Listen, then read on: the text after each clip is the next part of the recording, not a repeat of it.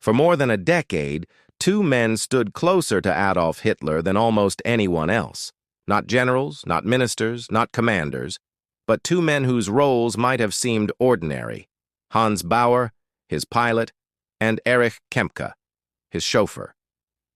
They were the silent witnesses, men who saw Hitler not only at rallies or in meetings, but in his unguarded moments, on quiet flights and long car rides, when the mask of leadership slipped, even briefly. Their story is one of proximity, privilege, and ultimately of burden. In April 1945, as the world around him collapsed, Baur offered one final chance to escape Berlin. The proposal was daring, almost desperate, an escape by plane from the Tiergarten, where a makeshift airstrip still barely functioned, but R refused. He would not leave the capital. Days later, Kempka delivered the fuel that would reduce Hitler's body to ash. When the war ended, both men faced a haunting question.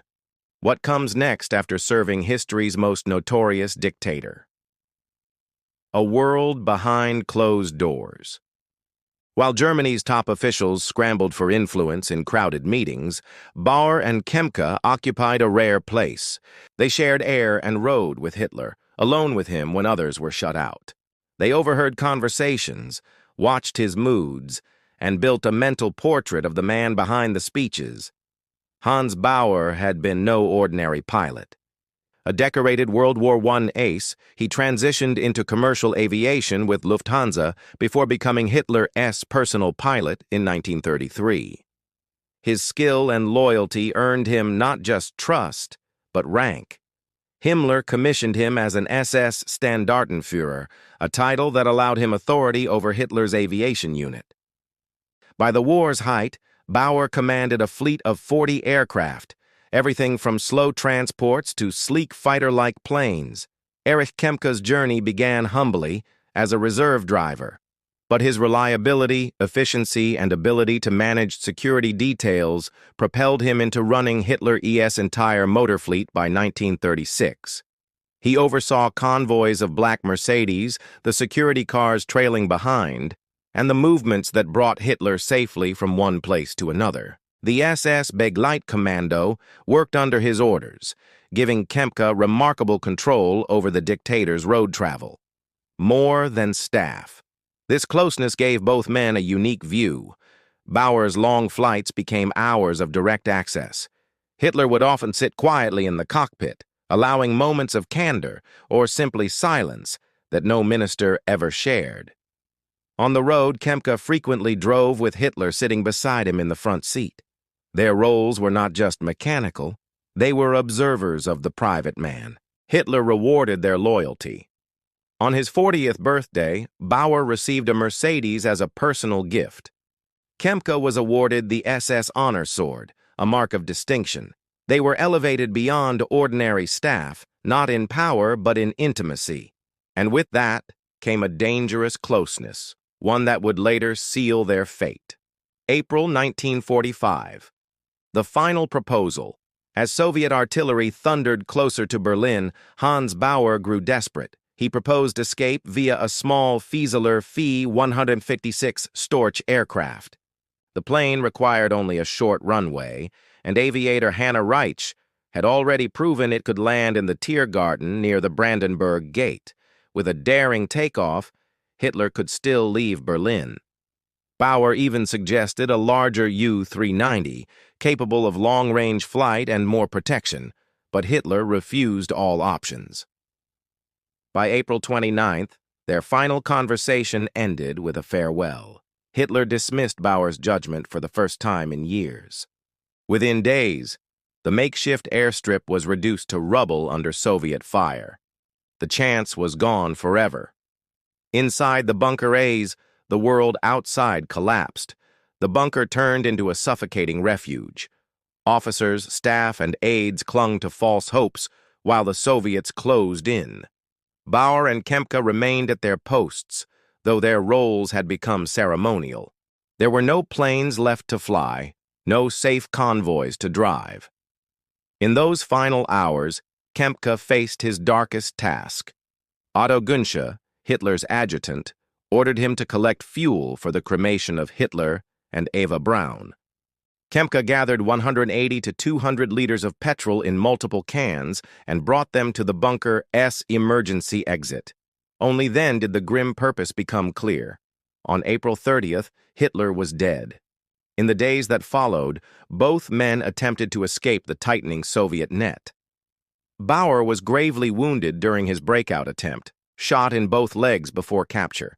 His injuries were so severe that Soviet doctors amputated his right leg in June. Kempka managed to slip away, evading capture for weeks before American troops arrested him in Berchtesgaden. Their journeys from that moment would diverge sharply, shaped by the priorities of the victorious Allies. For the Soviets, Baur was more than a pilot. He was a potential accomplice with secrets worth unearthing. For the Americans, Kempka was a witness, someone who could confirm Hitler's end. The way each was treated reflected those very different perspectives. Hans Baur's capture by the Soviets marked the beginning of a decade of torment. To Stalin's intelligence network, he was not merely a pilot. He was the man who had flown Adolf Hitler across Europe for more than a decade, a trusted insider who might hold secrets too valuable to ignore. The Soviets suspected him of orchestrating possible escape plans, of ferrying treasures away from Berlin, even of hiding knowledge about the legendary Amber Room. His missing leg only magnified his suffering in Soviet labor camps, where physical hardship became unbearable. Baur was shuttled from one prison to another, interrogated repeatedly about hidden escape flights and Nazi loot. For him, survival meant enduring endless suspicion. He remained behind bars for 10 years, each transferred to a new camp, stripping away what little stability he had. What weighed on him most was not only the physical pain, but the endless uncertainty. Would he ever see Germany again, or would he die nameless in Soviet hands? On the other side of Europe, Erich Kempka's experience was very different. Captured by U.S. forces, he entered an ordinary POW camp. His interrogators focused less on distant crimes and more on the critical moments of April 30th, 1945. They wanted confirmation. Was Hitler truly dead? Kempka became one of the first captured witnesses to give Americans detailed descriptions of the bunker and the dictator's last hours. His testimony, though not always consistent, provided intelligence officers with the evidence they sought to counter rumors of Hitler's escape. This contrast in treatment revealed the different goals of the Allies. The Soviets saw Baur as a potential co-conspirator, someone who might have aided Hitler in vanishing from Berlin. The Americans saw Kempka as a living confirmation that the dictator's reign was finished. The long road home. After 10 long years, Hans Baur finally returned to West Germany in 1957. But freedom was not the same as redemption. His skill as a pilot, once celebrated, was now useless. No airline or company wanted to be associated with the man who had flown Hitler across Europe. His prosthetic leg was a visible reminder of his captivity, but the deeper scar was social. Everywhere he went, he carried the shadow of his past. Kempka, released much earlier in 1947, faced similar challenges. Germany had changed dramatically in those years.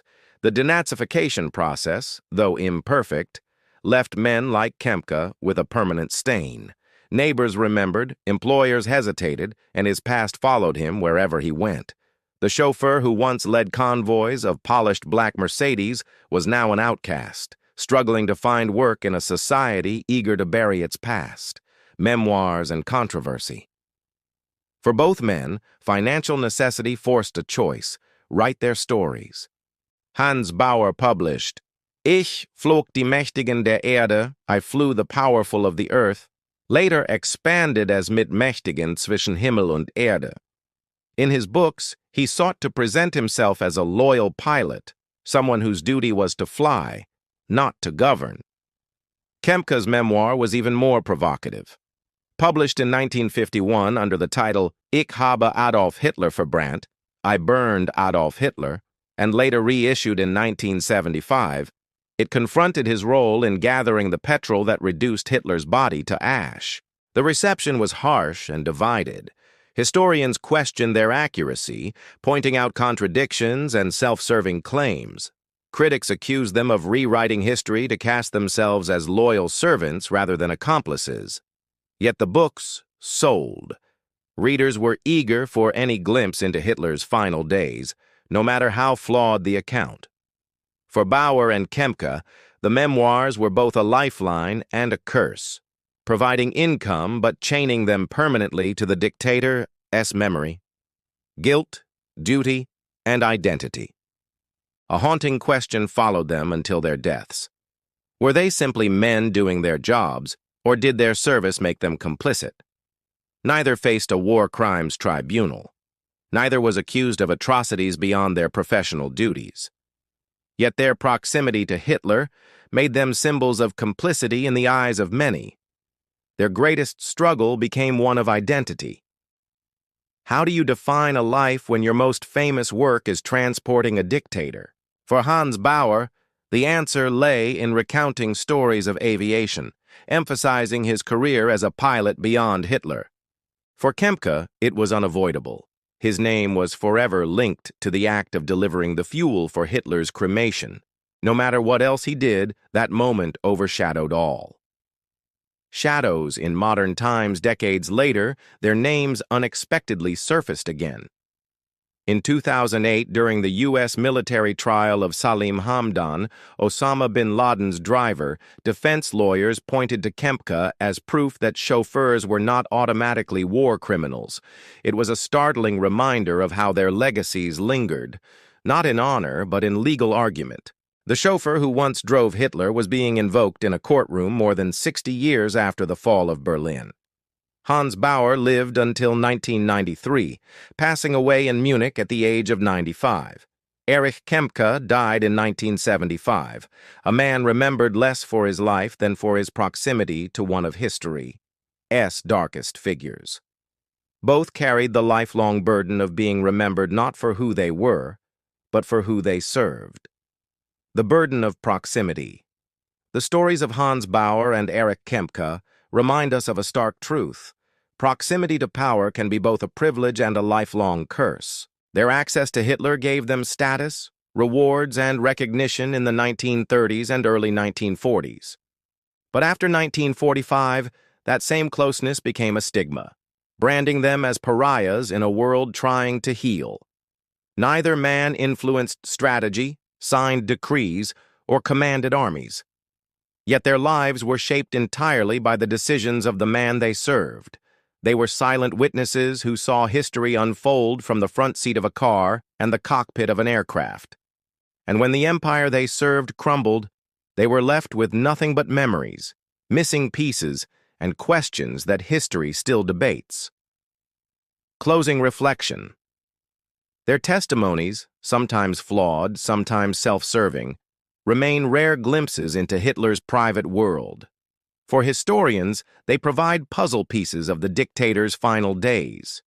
For us, they stand as cautionary tales about the weight of service, the price of loyalty, and the heavy shadows that history can cast on ordinary men caught in extraordinary circumstances. When we reflect on Hans Baur and Erich Kempka, we are reminded of a sobering reality. History does not always remember us for what we choose, but for where we stand when the world collapses. For them, the cockpit and the driver's seat were not just workplaces.